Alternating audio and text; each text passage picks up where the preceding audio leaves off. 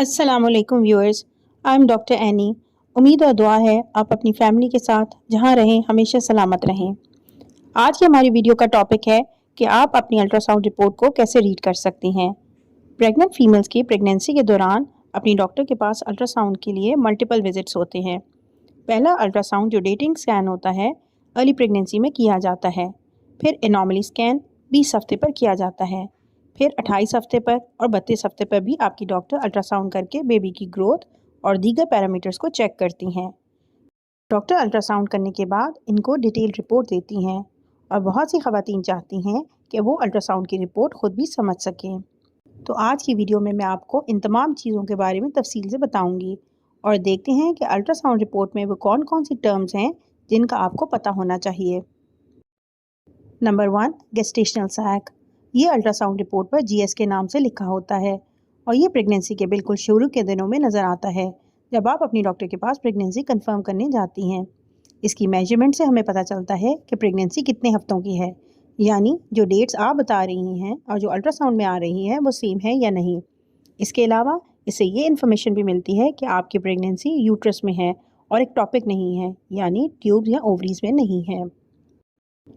दूसरी चीज़ जो अल्ट्रासाउंड पर समझने वाली है वो है CRL यानी क्राउन रम्प लेंथ। जब भी आप 7 से 13 हफ्ते के दरमियान डॉक्टर के पास अल्ट्रासाउंड के लिए जाएंगी तो वो बेबी का CRL मेजर करती हैं, जिससे हमें बेबी की गेस्टेशनल एज का पता चलता है और इसके अलावा बच्चे की ग्रोथ का भी पता चलता है कि वो ठीक हो रही है या नहीं।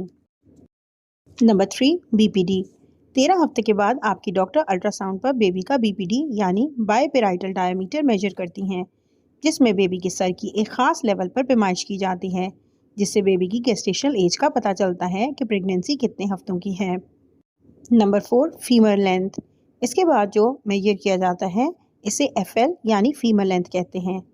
इसमें बेबी की लेग की सबसे लंबी बोन को मेजर किया जाता है।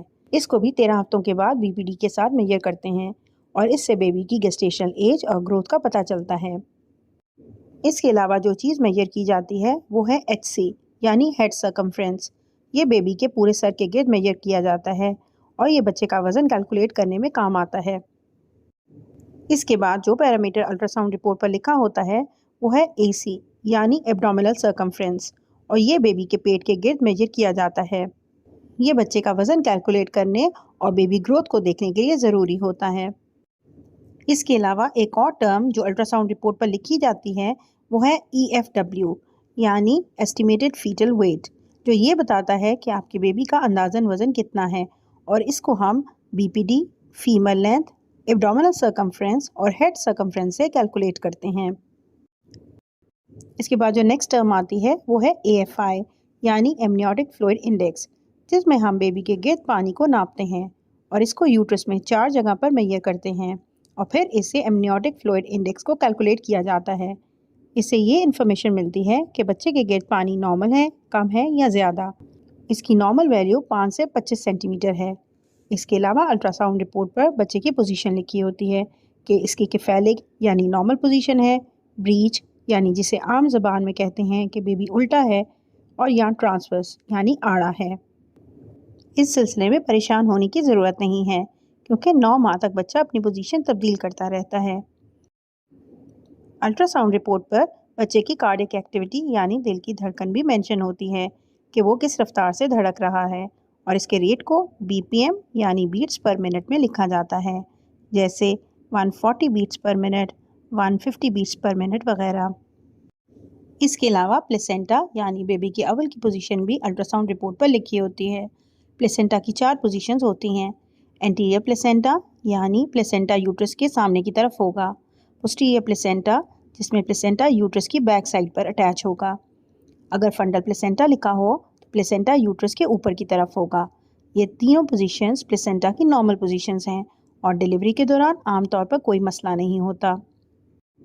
लास्ट टाइप जिसे लो लाइंग प्लेसेंटा या प्लेसेंटा प्रीविया कहते हैं, ये प्लेसेंटा की एबनॉर्मल पोजीशन है। इसमें प्लेसेंटा यूट्रस के मुंह यानी सर्विक्स के पास अटैच होता है और डिलीवरी के दौरान बहुत ज़्यादा ब्लीडिंग हो सकती है और ब्लड ट्रांसफ्यूजन की ज़रूरत भी पेश आ सकती है। उम्मीद है मेरी इस वीडियो से आपको अपनी अल्ट्रासाउंड रिपोर्ट पढ़ने में आसानी हो जाएगी। इस सिलसिले में आपके ज़हन में कोई मज़ीद सवालात हों तो आप पूछ सकती हैं। खुदा पाक आपको सेहतमंद औलाद से नवाजें।